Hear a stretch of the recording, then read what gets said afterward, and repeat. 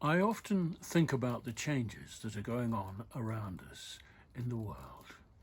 Of course, the superficial changes, they're happening very rapidly, but at a deeper level, I think there's a change of attitude, a change of vision of the natural world around us. Traditionally, for several thousand years here in our part of the world, people have not really regarded the non-human world as of equal importance to the human world. Animals have been seen as objects for exploitation, to be killed and eaten at will and used in any way that might happen to suit us humans. And somehow or another, there seemed to be some support for this in the religious traditions of the West. However, in the religious traditions of the East, particularly India, all life has been accorded ultimately the same value, because each of us is an embodied spirit. And consequently,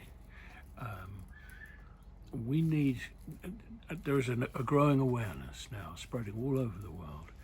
We need to update our view of the non-human world, and that's going to have a profound effect on the way we produce our food. And so I'm fascinated by the slowly growing ahimsa movement, meaning the non-violent production of food, and especially dairy.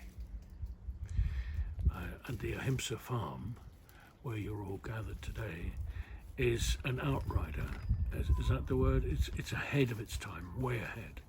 But it is treading a path ahead of others that will show us, we'll learn how to adapt to a much broader, a much deeper and more profound way of living in harmony with all creatures.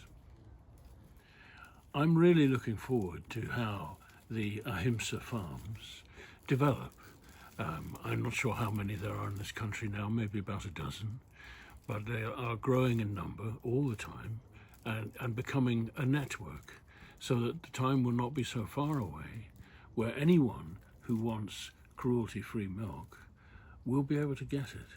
And one thing we've learned is that people are prepared to pay much more for ahimsa milk, and that's because they care. And that's wonderful.